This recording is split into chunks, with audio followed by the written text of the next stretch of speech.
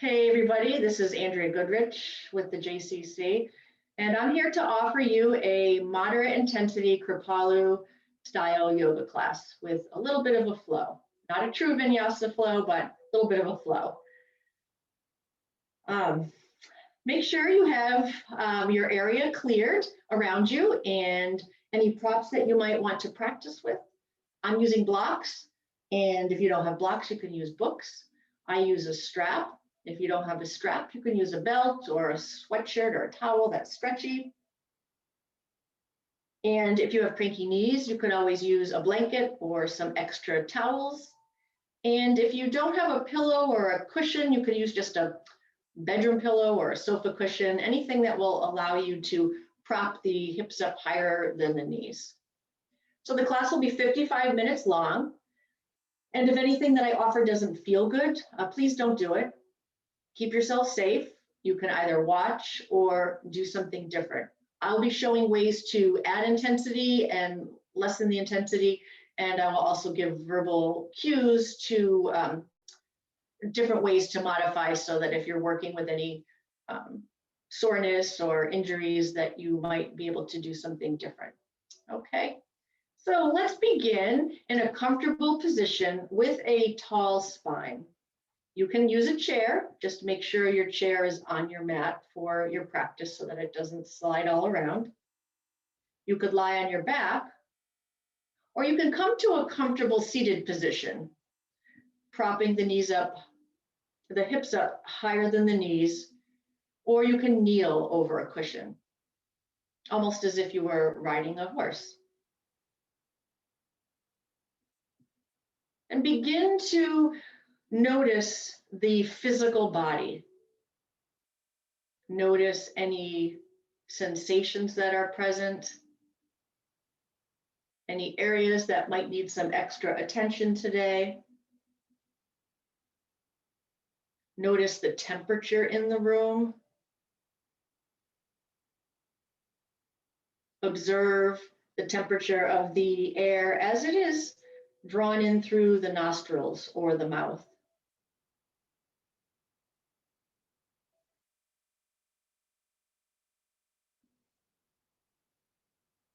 Observe any sounds that might be present in your environment, or maybe even inside. Maybe your stomach is grumbling.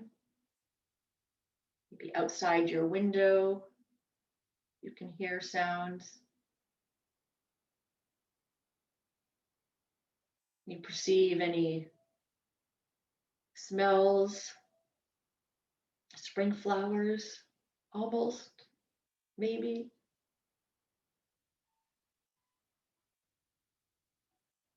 And you feel the places where your body is connecting with the earth.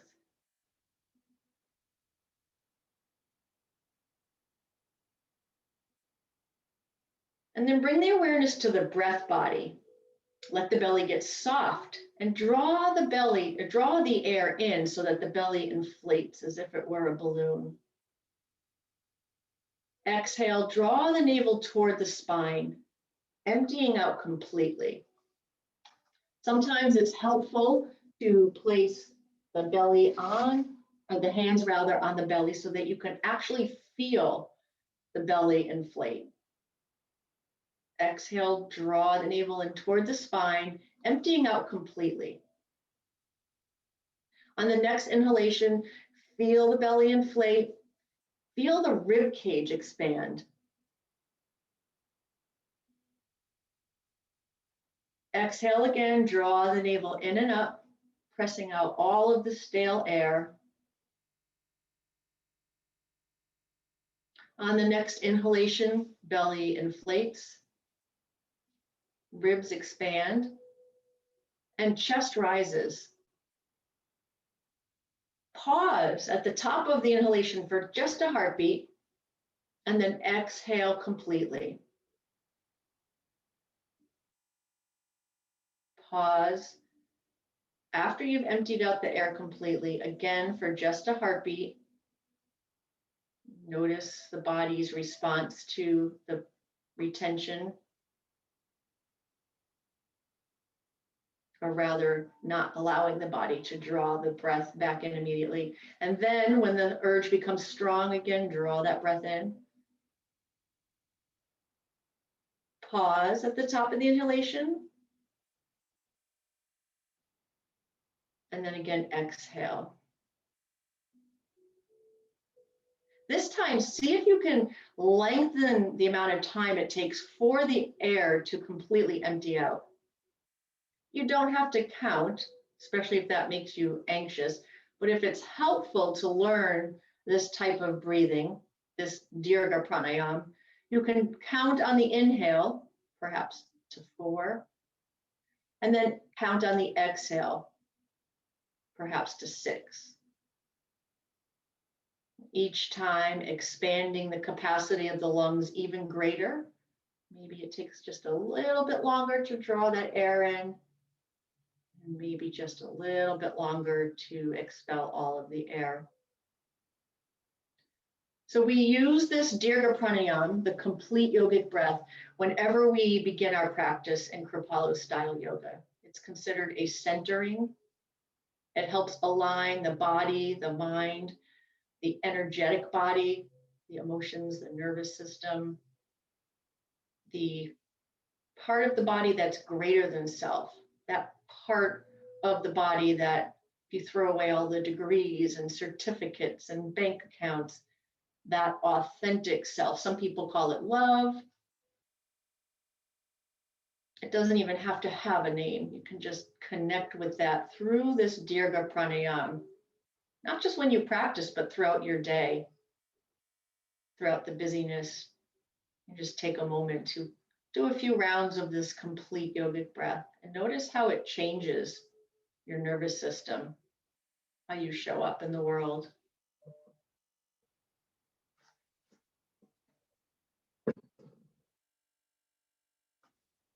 Notice your thoughts without judgment. So Kripalu style yoga is considered a passive meditation, a moving meditation. So not trying to block the thoughts out or empty the mind, but rather to just notice what's in the mind as if you were a witness outside of self and noticing with compassion, not trying to analyze, not trying to change, just observing.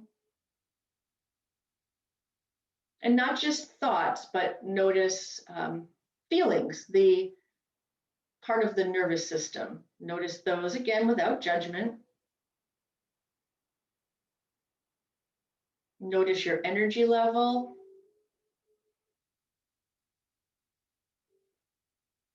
And then asking your heart, what is it that brought you here today to this practice? What are you looking for? Are you looking to calm the mind? Maybe reduce the anxiety or stress? If you want to strengthen the body or improve your balance?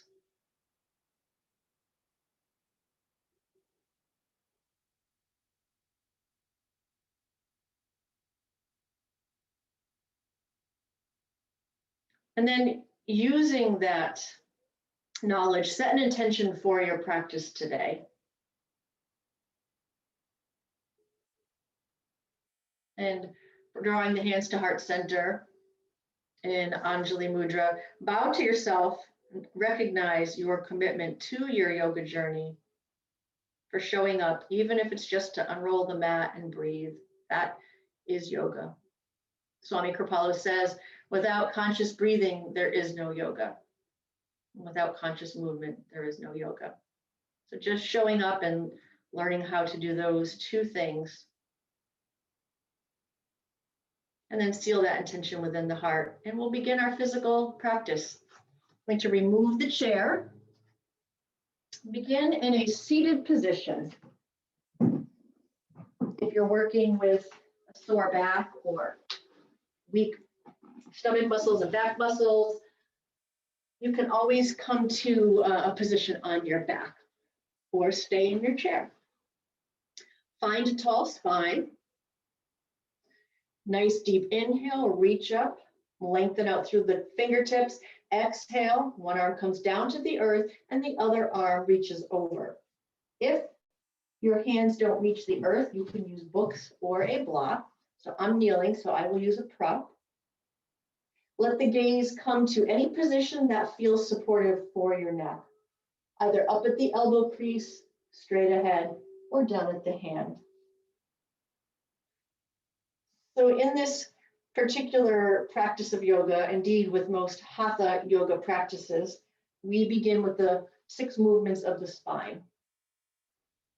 So beginning with lateral flexion, some twist to the spine, and some gentle forward folds.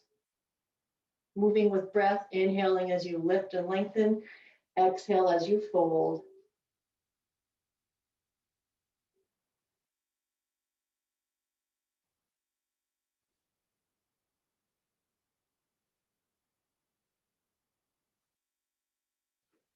So you can do these same movements if you're in a chair or if you're lying on your back with the support of the earth.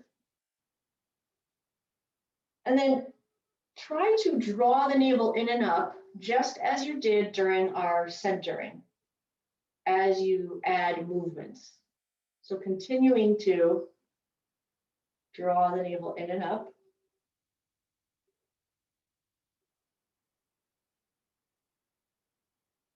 Beautiful. This time, arms come down and both arms will lift up. Inhale as you lift. Exhale, one arm comes down behind you and the other arm comes to the front. So normally I mirror teach and cue right arm, left arm. I just realized that my computer is set so that it mirrors me. So you will see an image of me doing exactly what I'm saying. If I'm doing right, you should see my right. If I'm doing left, you should see the left. If it would feel good, you can allow the gaze to move with that back arm. Inhaling through center, exhale. Always moving within your pain-free range of motion. Never forcing, never trying to get anywhere. Beautiful. This time, inhale the arms forward. If it's available to you, interlace the fingers, press the palms away as you tuck your chin and look at your spine. Inhale, arms come up. If interlacing the fingers doesn't feel good, you can do something different. And then exhale, arms come down behind you. I'll turn to the side so that you can see. The knuckles draw down toward the earth as you draw the shoulder blades together and lift the chest. If that's not available to you, you can use a strap. We'll continue. Inhale.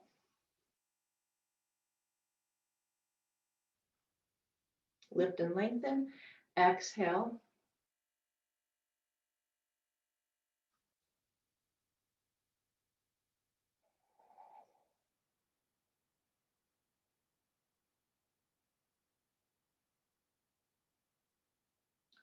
Okay, this time, arms come forward, draw the elbows together as close as you comfortably can, and then make movements to begin to wake up the wrists.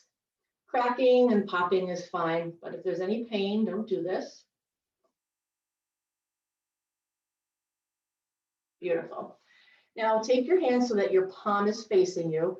Put your thumb on the back of the palm, and then gently press one finger, feeling your pain-free range of motion. You should feel a nice stretch in the fingers and the palms and all the way down through the arms. Keep the thumb there so you can't go too far. So in today's practice, we'll be doing some down dogs, which we don't usually do, if you want to. And I like to do this stretch before we begin. Excellent. Let's do some gentle stretches for the neck before we begin to flow. Allow one ear to come down toward the shoulder. Inhale through center, exhale other side. We'll continue doing that a few more times. I'm going to set my timer.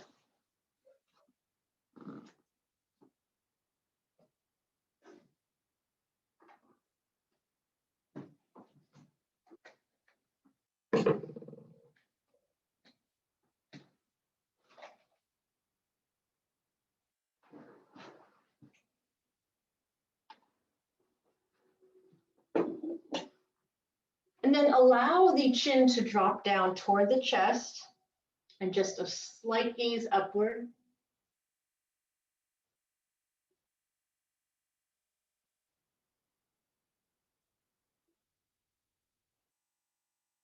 Again, never trying to get anywhere or force anything. This time, left hand takes hold of the temple area without pulling or tugging. Allow the ear to move toward the shoulder.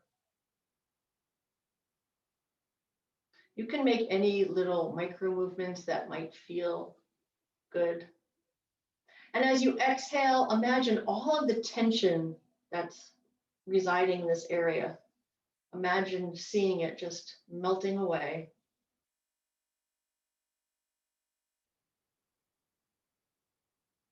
And then cradle the cheek in the hand and help the gaze come up. And then switch sides. Noticing the differences from one side of the body to the other. Not tugging or pulling, just a little bit of traction here.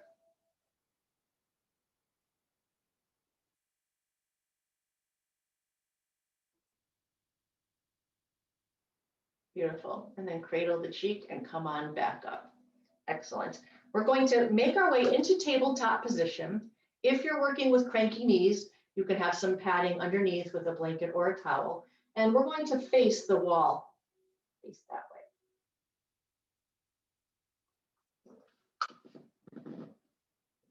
I like to use blocks for this particular movement, but you may not need the blocks, especially if your long arms tend to be on the longer side. Step through with the left leg. And then let the front knee fold over the toes. I have my blocks on the taller side. You can always come up onto the tips of the fingers. And then drop the shoulders, lift the gaze. You should feel a pretty deep stretch as this muscle begins to lengthen. You should feel the muscles in the back, the muscles in the hips. And then as you exhale, you can walk back with the blocks. The front leg straightens without locking the knee completely. We want to keep that knee safe, keep those 3 hamstring muscles safe. The body can hinge toward that front leg as much as feels comfortable.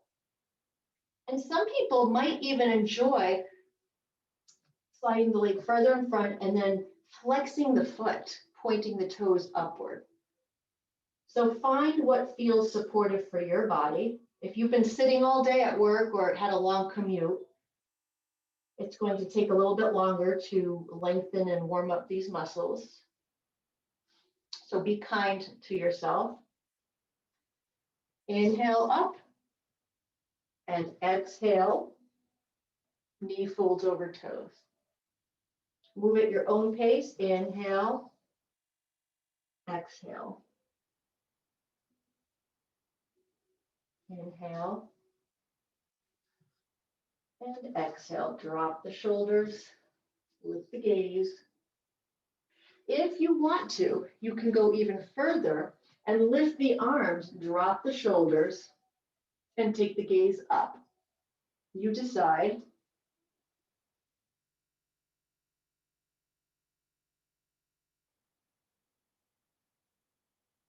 And then we'll all meet back in center. Sit up nice and tall. Bring the hands to heart center. Lift up out of the rib cage and then twist so that the elbow comes to the outside of the knee. If you're working with cranky wrists, you can always make a fist right here. And if this doesn't feel good, if you're working with shoulder sensitivity, you do not have to use the arms. You can just gently twist. Maybe the hand comes here, the hand comes there. So no right or wrongs, no shoulding on yourself. That's S-H-O-U-L-D, no shoulding. I should be able to. Do what you can and feel good about that. You're here. and then switch sides. I'm going to turn around so that I can actually do that twist so that you can see on the other side. Step the opposite leg through. Inhale, let the toes come over the knees. The knees come over the toes. You don't want your toes coming over your knees, not here.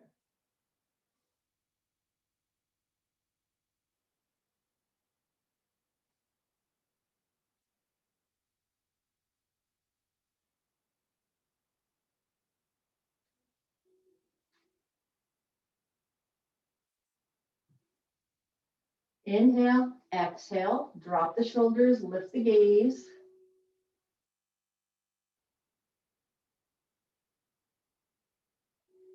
Inhale, exhale. Again, you can experiment with the front leg. Maybe this side, the foot wants to flex, maybe not.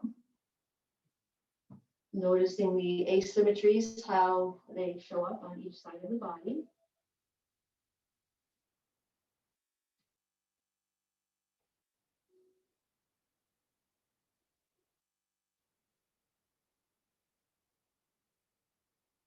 I'm going to do one more stretch here.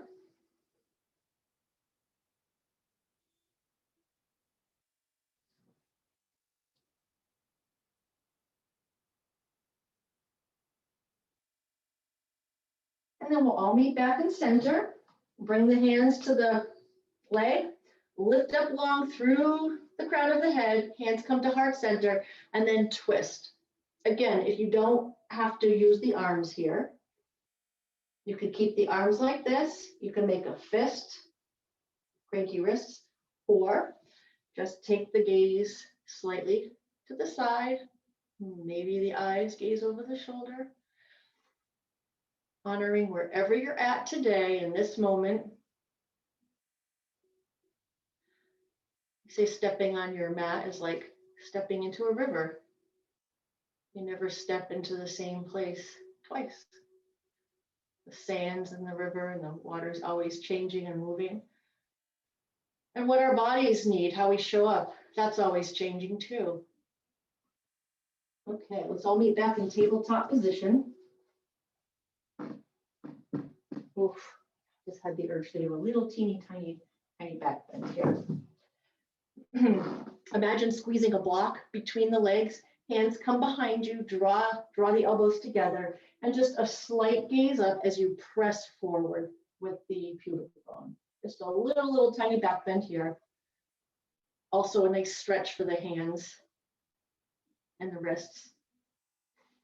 Let's make our way into cat-cow. This time the fingers will be facing forward. Drop the belly, drop the chest, and lift the gaze. Curl the toes if that feels good. That will intensify the sensation in the abdominal muscles. Exhale, uncurl the toes, round the spine, and look at the navel. So for my yogis out there that are looking for more heat, you can curl the toes and hover the knees about 1 inch, 2 inches rather above the floor, and you can practice your cat-cows this way if you want more abdominal work. Otherwise, just keep it low here, dropping the belly, lifting the gaze, around the spine.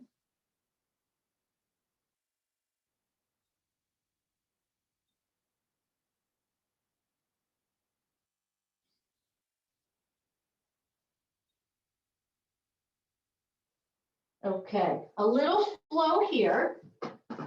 2 options.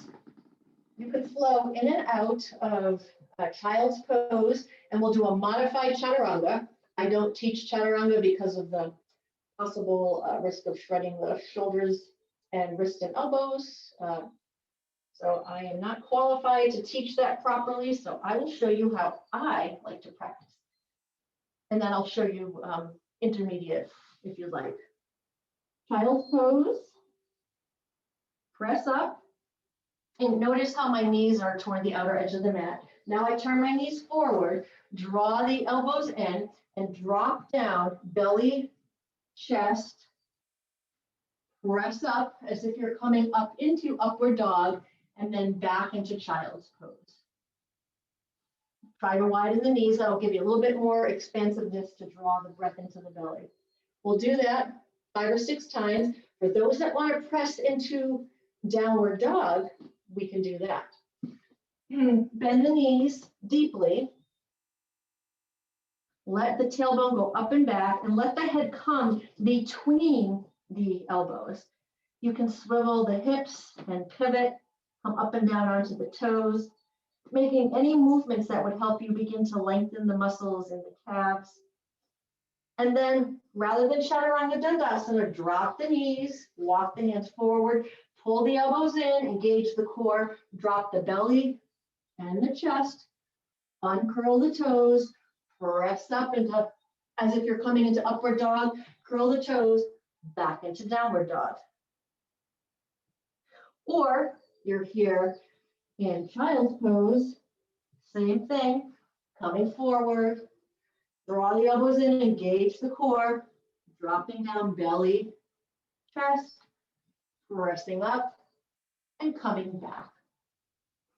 So hopefully we've done 3 of those at least, starting to feel some heat. We'll keep going. We'll do 3 more of those.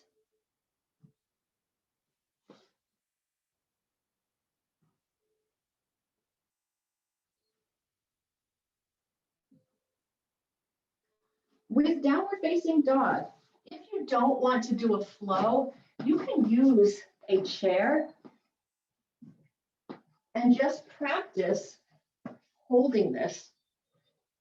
My friends that are still flowing in and out, whenever you're ready to stop, you can take a few resting breaths in child's pose while I demonstrate. Or my friends that might want to practice downward dog, but in a different version. The hands can be on a chair with the head drawn down between the elbows. The knees stay bent. You can come up onto the toes. And then I like to use a rolled up extra mat. You can use blankets, anything that's going to be supportive. So some of us, the amount of mobility we have here, that's just how we're born. You could do yoga every day for the rest of your life, and perhaps you will not be able to have your heels touch the floor. And that's not through lack of effort. That's just anatomy 101. Knees can stay bent. Okay, so you can still get the same benefits of downward facing dog. If you're working with uncontrolled high blood pressure or headaches or glaucoma, you don't want the head to go below the heart, then you can always practice something different that feels good. Maybe you just come down halfway and maybe you're not getting the exact same thing, but you're still moving with mindfulness, you're still breathing with mindfulness. Okay, so we should be pretty warmed up there. Okay, I'm going to take just a quick minute here, 1 or 2 breaths. Okay, for the next posture, we are going to need to use some support for the hip. So you might want to have a pillow handy or even some blocks, something that will keep the body so that these 2 as bones stay forward. We're going to flow into pigeon pose from a downward facing dog. If that's not your thing, you can just come into pigeon pose by coming into tabletop and drawing one leg forward and giving support to this area as you sink back and check the alignment with the toes. The back leg should be straight. Shoulders are drawn down, chest is lifted, and gaze is upward. If you would like to practice flowing into it, this is a nice way to get a little bit of extra work for the arms. Press back into downward facing dog. Take the gaze up toward the navel, and then extend the right leg. Draw the right leg in so that it touches the left elbow. Extend into 3-legged dog.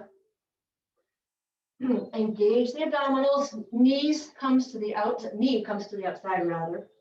Extend the leg, and then this time draw the leg through And then check in, back toes uncurled, leg is straight. You can support with a block or a pillow. We don't want the body to rock from the right to the left. We would want the body to be so that we're straight right here. You can come up onto the tips of the fingers. And then if it would feel good, if your arms are long enough, bring one hand in front of you so that it's in the middle of the mat, and the same hand reaches back to find the foot. If you can hold the inside of the foot, that can feel really good to open up the shoulder as well as the top of the leg. Now, if your arm isn't long enough, you can always tie a strap around the foot and use the strap to help you reach to hold that leg. Anyone that's practiced with me before knows that we do this particular stretch from a supine position, release, using the support of the earth. And we've done it that way really since COVID hit. So today I'm offering some other variations for those yogis that want a little bit more heat. If you would like to lower down, you can come down either putting your head on a block or stack your hands, make a fist.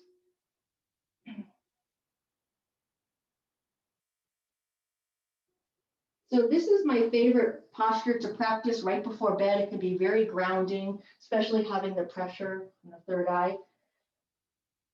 And then to come out of your posture, either step back into tabletop position and make any micro movements that would help your body feel good before drawing the other leg through. Those of us that want to flow will make our way into downward facing dog. Again, making any micro movements that would feel good. Draw the abdominals in and up, gaze at the navel, and then extend the opposite leg into three-legged dog. Draw the knee to the right arm. Exhale, three-legged dog. This time, as you come forward, the knee comes to the outside, and then extend, three-legged dog, and then draw the knee through. Now, you might notice this side is different. Maybe you need more support for the hip, maybe you need less. So you can play with that. Extend the back leg, make sure it's straight. Some people like to walk this front foot out. It's perfectly fine to do either. For me, that kind of makes the left knee feel funky, so I like to keep the foot right there by the groin. Drop the shoulders, lift the gaze, and just feel the energetic and physical effects of pigeon pose. You can also do this on your back. We always practice this on our backs coming into figure 4. So anyone that's taken my class with me knows how to do the very first evolution of pigeon.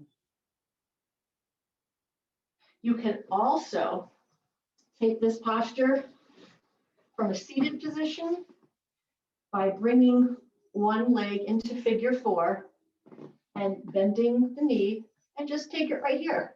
This is pigeon. Same benefits for the hips. If that's too much, you can come right here to this vista. You can even support the knees. So lots of ways to access these postures.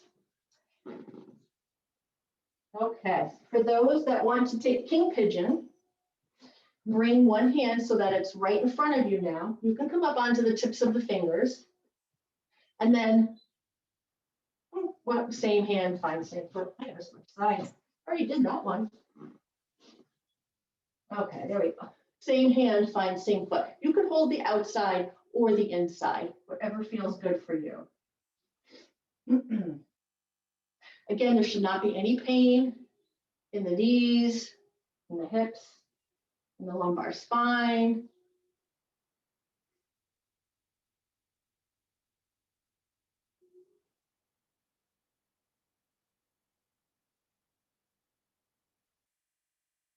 Keep breathing, even though there's some compression here of the abdomen, keep drawing the breath deep in, expanding the belly.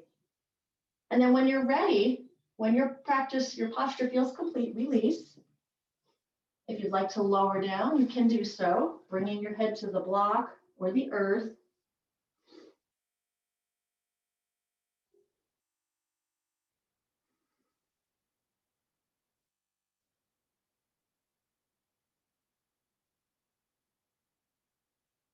And then when you're ready to come out, or you can always go into child's pose at any time if you need to. But if you're ready to come out, curl the back toes and then send the leg back into downward facing dog. You're going to need to walk the hands closer to the feet and get yourself situated so that you feel a comfortable distance.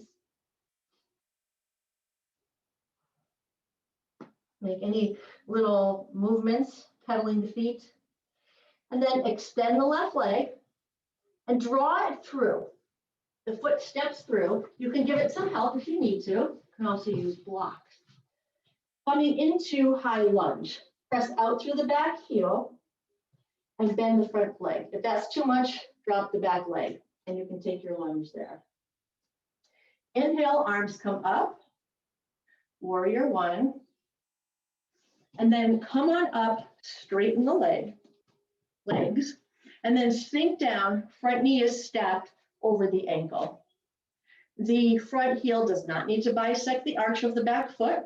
You can have distance between the legs so that you can feel more stability. You can also use a chair right here.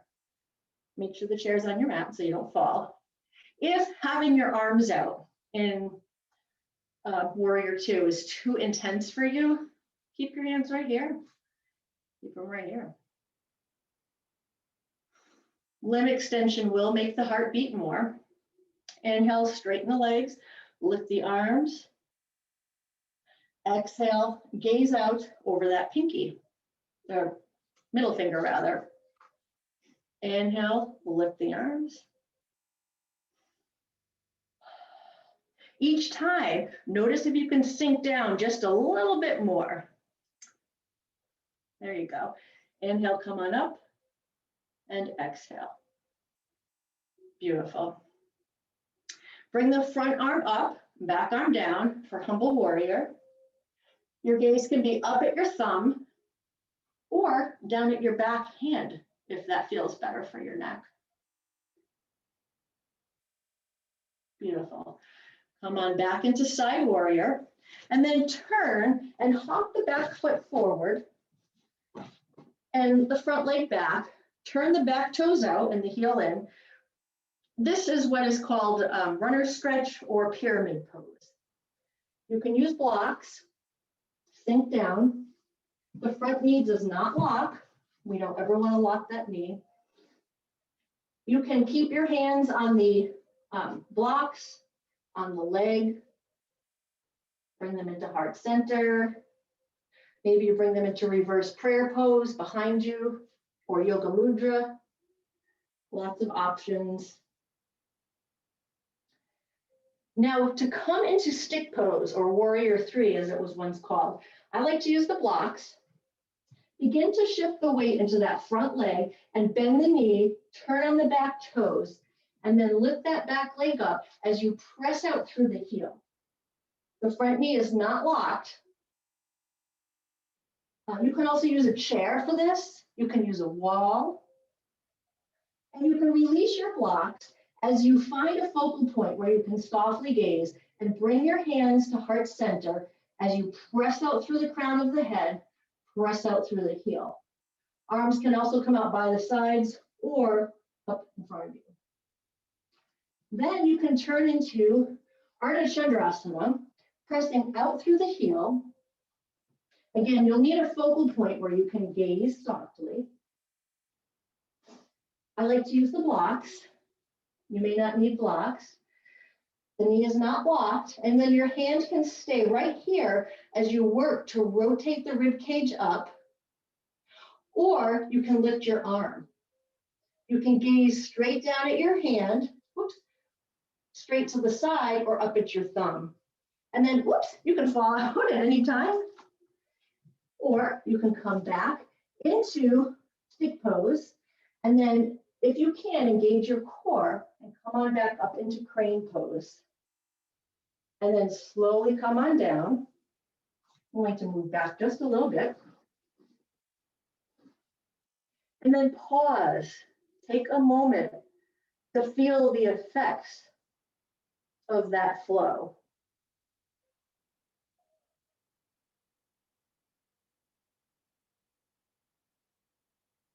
All of those full body postures are full body conditioners.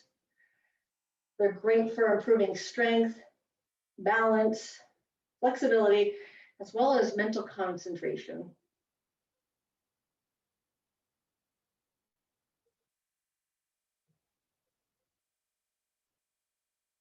And then we'll switch sides. If you need a drink of water, make sure you stay hydrated, even though it's not hot yoga.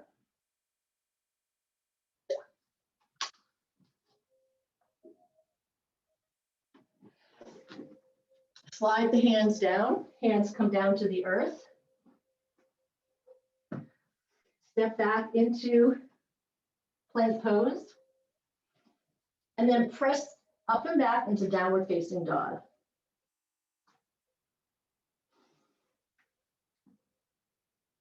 Extend your opposite leg this time, and then bend the knee, draw the leg through. If you need to give it some help, you can give it some help to get there. You can always drop the back knee for low lunge or come on up into crescent lunge or high lunge. Hands can stay here, or bring the arms up, coming into, this is how we practice Warrior One in Kripalu. We press out through the heel. So in other styles like Ashtanga, you'll see people turn their toes out. We stay this way. Beautiful. Then turn the back toes out, turn the heel in. Let me move back so you can see a little bit better. Beautiful. Now we're in our Warrior Two. Beautiful. Check in with that back arm. Inhale up. So postures where we extend the limbs and then bring the energy up can be very energizing. So this is not the kind of practice you would want to do right before bed. You'd want something a little bit more grounding, where you're connecting with the earth.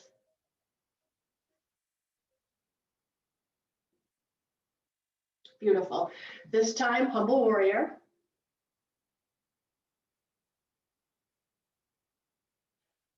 Beautiful. And then straighten the front leg. We'll prepare for our stick pose, stepping the back leg forward, coming into pyramid pose or intense runner's lunge. Both of these bones are forward. Draw the front hip back and the back hip forward. And then as you're ready, shift the weight to that front leg. If you're using blocks, bring your blocks forward. And then send the leg back, pressing out through the heel, reaching out long through the crown of the head. You can stay right here because it's enough. You can use a chair, or you can try to fly. Release. You'll engage your muscles without locking the knee. Whoops, so you're really using your muscles to help hold you up rather than stacking. I mean, you're stacking this bone over that bone, but without locking. And then if you'd like to rotate into Ardha Chandrasana, the toes still stay pointing forward. The only difference is that back leg, now the toes turn out. Beautiful. Hand comes up, begin to open the rib cage. The arm can lift, and the gaze can be whoop, down at the ground, straight ahead, or up at the thumb. And then whenever you're ready to come out, back into stick pose or warrior, and then come on up into crane pose. and come on down. Beautiful. We're going to end with 2 triangle poses and a wide angle forward fold. And then next time I'll loop them all together. With triangle pose, step back. Again, you can widen the feet so you have your stable foundation. Engage your inner thighs for your stable base. Tuck your tailbone. Now, some of you may want your legs farther apart. You play with what feels good for you. And then glide forward as if you're reaching across a countertop. And then the hand comes down as you rotate the rib cage open. So the heart is shining, ribs are rotated. Maybe the legs come farther apart. Be careful not to take support from down below, because then you're not going to work the core. If you're struggling with balance, you can use a block, but really just for stability, okay, rather than a support. And the arms can stay like this, or reach one arm overhead, stacking shoulder over shoulder, gazes down at the foot, straight ahead, or up at your thumb. And when you're ready to come out of Trikonasana, or reach up as if you're grabbing a star, come into a 5-pointed star, and then hinge from your hip crease. Draw your abdominals in as if you're shrink wrapping them, and come forward. Your hands can come to the earth or to blocks. Let everything go, head, shoulders, neck. And then slowly, hands come to the waist, engage the core, come on up. Turn the toes this way, turn the back toes out, heel in. Front leg is straight but not locked. Find your stable base, engage these muscles, engage your abdominals, tuck your tailbone, reach across that countertop, hand comes down. You can walk that leg forward if you need to. Hand rotates the rib cage open. And stay right here because it's enough, or stack the arms so that the shoulders are over each other. Gaze straight ahead, down at the foot or up at your thumb. And then to come out, or reach up as if you're grabbing a star. Toes turn forward, wide angle forward fold. Engage the core, shrink wrap everything, hinge from the hip crease, slight bend in the knees, forward fold. And now we're going to go into a headstand. No, JK, or not today. There was a time where we all used to do that.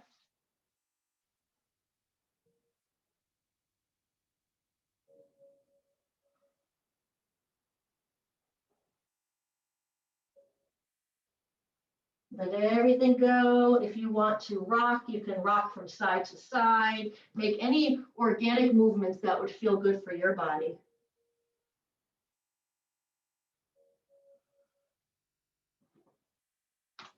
And when you're ready, bend the knees, roll on up.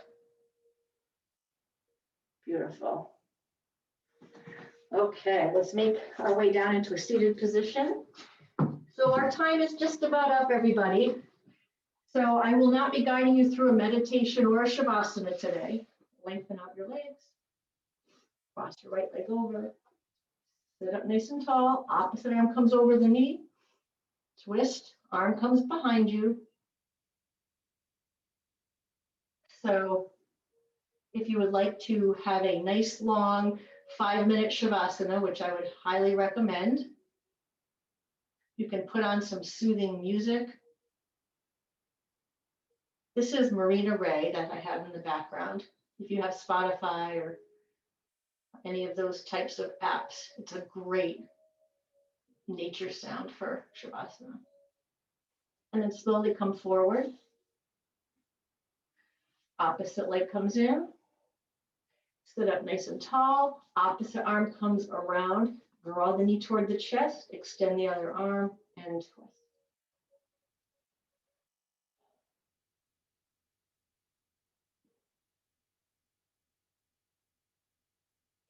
So I hope today's practice left you feeling more energized, more alive, more enthusiastic.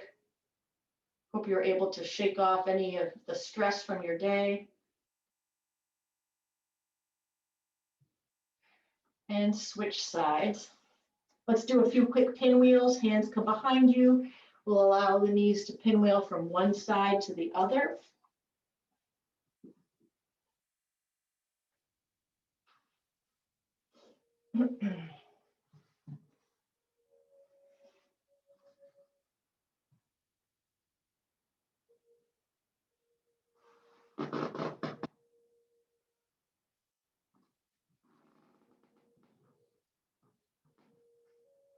Dogs cooperated today. Usually in my Sunday class, they don't. Beautiful. And then let's make our way onto our backs. Draw the knees into the chest. You can rock from side to side.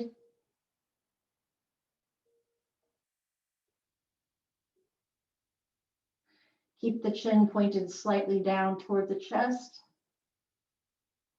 Reach up the arms nice and long overhead. Extend the legs, wriggle from side to side. And take any last movement that would help your practice feel complete. Shavasana is traditionally taken on the back, but if you have a cranky lower back, you can bend your knees, feet flat on the earth, and let your knees rest on each other. You can also rest on one side.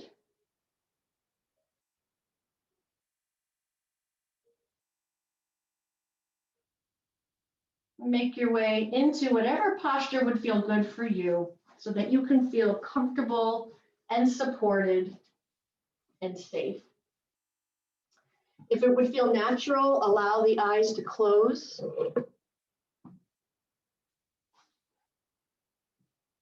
If that doesn't feel safe, then let the eyes come to just a small opening, like as if you were squinting without effort.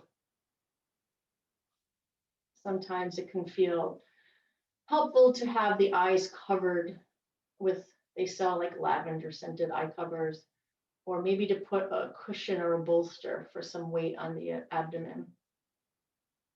Draw the shoulders up, back, and down away from the ears. It's okay if the feet splay out to the sides, or I know that's not our natural alignment, but we'll just be here for a few minutes. You can stay as long as you would like.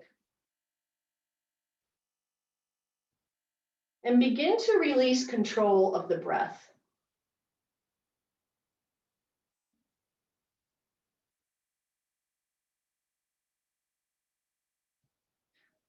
If you need some support, you can always place a blanket underneath the lower back. Some people feel incredible discomfort just lying on their back with the legs extended.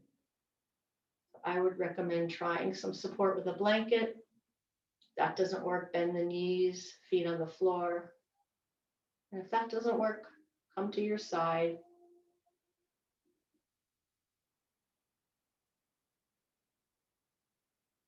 Some people like to feel a sensation of heaviness, of letting all of the limbs feel heavy and warm and fully supported by the earth.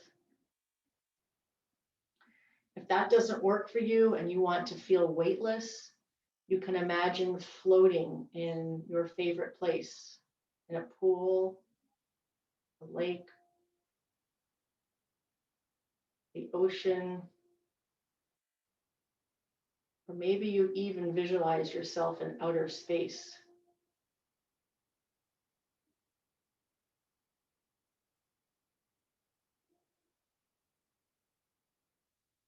Release any unnecessary holding that may remain in the abdomen.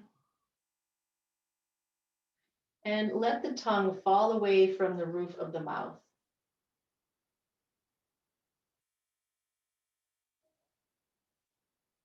Shavasana is a time for the body to remember what it feels like to fully let go, to fully relax.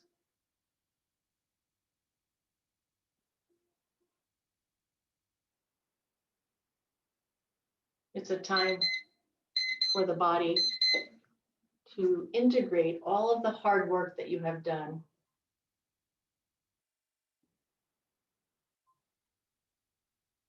If you need more relaxation, you can stay right where you are. I'll be ending the recording in a few minutes, so I won't be here holding space with you. So if you would like to officially end and then continue to rest, you can draw the hands to heart center, even if you're lying on your back. And with a bow of gratitude to yourself for your dedication to self-growth and wellness. Thank you all for the privilege of letting me share my practice with you and for allowing me to draw forth that which is already within you. You are perfect and whole exactly as you are, and you have everything you need inside of you. I sound like Linda talking to Dorothy. You had the power all along. If you would like to join me, hands come to the forehead, and we honor each other in the unique light that shines in each of us with a namaste. Or as we say, Kripalu Jai Bhagwan. Jai Bhagwan to each and every one of you. Peace for your day and peace for your week.